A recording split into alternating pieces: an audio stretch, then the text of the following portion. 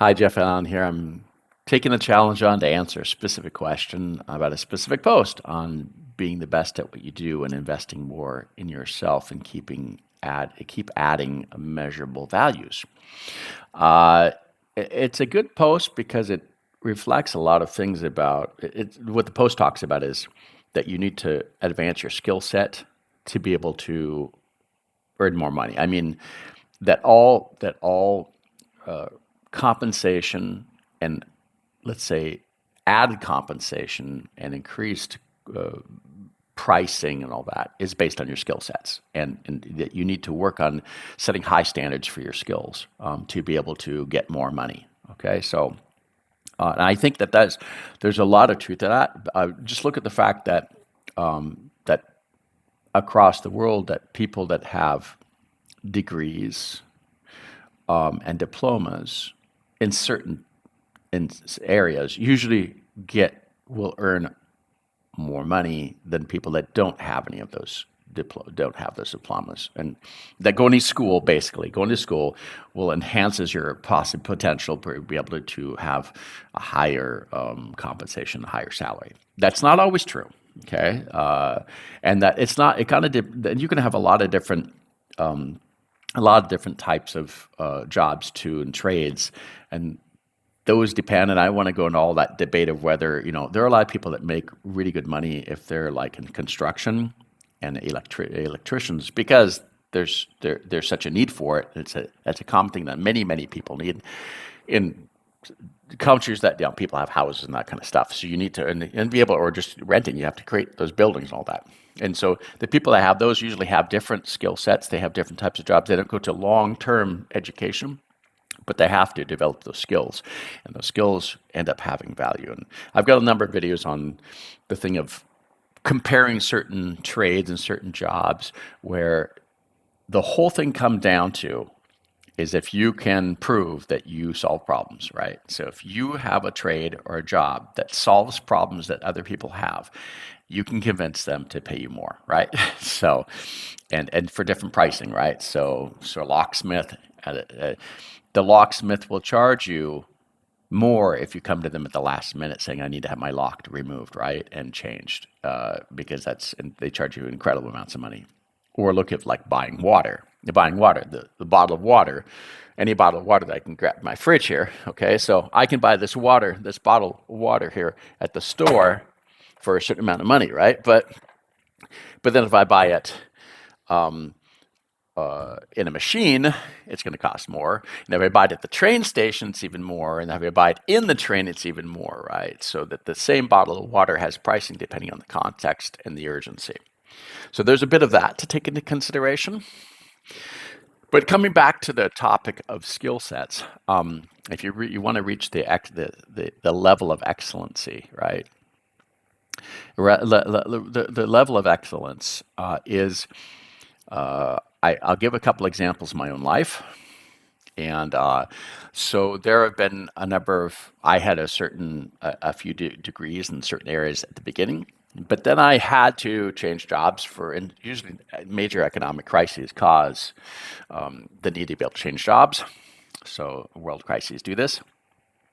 And so I didn't have a job in certain things, so I had to go to other areas. Like I had to go from doing I went from doing pure linguistics and language and analysis and training to going into working in translation systems. Then, when the translation system sector the whole translation sector, called the globalization sector, was impacted in 9/11, September 2001, I had to go work in telecom software. And then I went to do that. And I've moved on to different things and gone to different jobs, usually in the economic crisis, right? 2008, 2009 economic crisis led me to had to go to another job as well, find another employer. But what I did was, when I went into those new jobs, I went on to get other degrees and other certifications. And in those areas, and that did increase the working to get it. It helped me get promotions, and it also helped me move on to other jobs later on. So getting those extra degrees and extra professional certifications really helped. And and even now, I just went through another certification process, a very, very heavy one, to be able to get onto another internal position. So that brings up the value, right, of getting a new job or getting a position somewhere, whatever. That's really important. Other things, though, it's not always. Let's take another example: is music. I'm a musician. I, you know, semi-pro level, and I've been playing for 40 years, and I played in a lot of big groups, and ones that had great concerts and got asked to come back. So that's really great. But 2 years ago, I decided to extend that to two instruments that I had not played yet, and I really wanted to work on because I want to work on different instruments to be able to play from that perspective in a group or in a band. And so I learned the bass and the bass and the drums at the same time. Now that's kind of hard to do both at the same time in their hand. I was kind of violent on the hand, right? So I had to stop taking the drum lessons at the time, but I continued the bass. And that led me to on working on my theory much more and really striving for excellence. I'm paying every single week. I've been paying every week. I think I've missed, in 2 years, I missed 2 weeks of the whole year, of the 52 weeks, the first year. And then second year, I took a number of weeks of vacation, but I've been extremely, going every single week for the past nearly 2 years now. And I'm doing my exercises. I'm working on it. And he gives me up to 4 or 5 lessons a week of topic things that we work on that we have to continue to build on. And it's getting to the level. It's really, really high level. And it's true that going to the level of excellence, you have to spend a lot of time. And I have a portable a little bass guitar here. It's a little small one I bring with me on the train. I have it with me all the time. It's in my car. And I'll take the extra 5 minutes there and do a few exercises all the time where I'm going. And that allows me to pursue that level of excellence, right? And the goal of that is I want to be able to play concerts. I want to be able to go plug into a group and to be able to play fairly quickly with a group on all different playing styles. And that takes a lot of work. So there's been a saying that you need to be able to play 10,000 hours an instrument before you get to the level of mastery. And that's been extended to a lot of different topics too. Once you spend 10,000 hours on a topic, you've mastered that topic. Or become a Jedi Knight of the topic. I shouldn't use the word master. And there's some truth to that. I mean, it's not quite that much, I'd say, for a musical instrument, but my experience of having played, probably tens of thousands of hours on my other instruments I do play already, and singing, that you get to a certain point where you need that. It's faster the next one, but you still need to invest a significant amount of time in it. Because it's a lot of it's manual work. It's manual. You're doing memorization techniques of your hands, your feet, to be able to imitate the movements and get it so it's mechanical, right? And that's automatic. So those are just a couple of examples, and the reward in the end is that when you get you get to a certain level where you show that you are the expert on that, or some of the games say insane level, you are able to do things that people will reward you for that. And it's not always financial. I mean, it can be financial, or a lot of it's financial, monetary based. It doesn't mean cash. It can be something. It can be a service that you exchange or something. And I've done a lot of that too.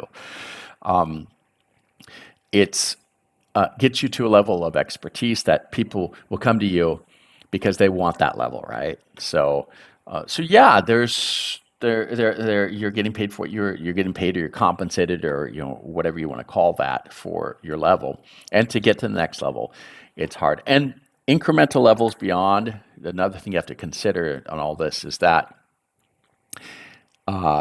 going from level A to level B takes amount of time. Then B to C gets another level time. But what happens is the higher you get, usually what happens is that you can see a huge amount of level of quality between A and B and C. But when you begin getting higher and higher levels, the increments become the investment of time. It's much more to well, it's significantly more to be able to get just a little bit of increase of the quality, so that's perceptible, that can be perceived by other people. The experts understand it, but the other people can't see it because most people only understand 80% of what they see. They don't, even in music, people, if you play something and you don't play it exactly how the original was, they don't know. They just want to hear if it's pretty much similar, right? They're not going to know, oh, you're missing that note or something. But experts, really experts, they know that if you're playing the exact thing because they can hear, right? So that level of increase, that incremental level of quality requires a much more investment. And that is what is this, spending time and to work on it. So that's my thoughts on that, having been through this a few times on several different topics that were job related or passion related.